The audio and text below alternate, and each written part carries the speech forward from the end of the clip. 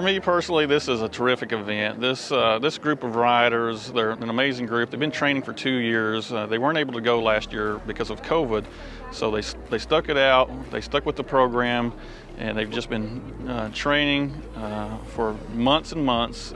So it's going to be special for them to finally get to partake in this journey. But to me personally, this journey is a memorial to our ancestors who did this journey so many years ago. We know it as the Trail of Tears. It's very significant to Cherokee history. It's very significant to the citizens of today, because we wouldn't be here if those ancestors had not been able to face those adversities and overcome step by step this 1,000-mile journey in the dead of winter in 1838 and 1839. It's just an amazing event to kind of commemorate that and memorialize our ancestors. I was asked the other day of what I think our Cherokee Nation should become. And I went back to our bike ride in the fact that, and we were talking about business development and how do we sustain our economy. And I said, I'm going to tell you a story about the Cherokee Nation, not from a business development standpoint, but from what we look like prior to removal. There's not a pauper in our nation. Everybody was self-sufficient and took care of one another.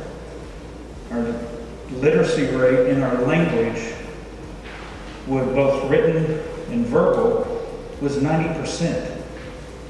Our education system was better than any of the surrounding states. And I think we're on the precipice of reaching that goal once again. And it's through people like me. And so the fact that we're sending these riders off once again to share our story with the rest of the world and to learn our history from a perspective that few get to see.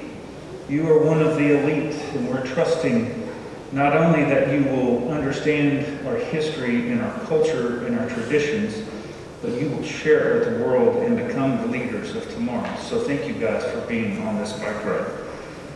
For our riders, you know, they faced this COVID pandemic for the last couple of years.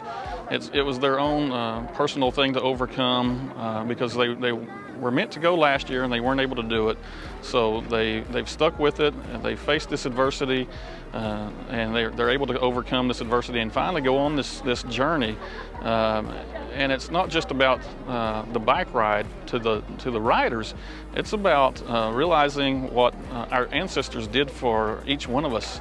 It's about retracing their steps and reflecting on what that meant to our ancestors, but also reflecting on what it means to our riders today and in this journey. And I know that they're going to have a great time, and I know that they're going to be successful in doing so.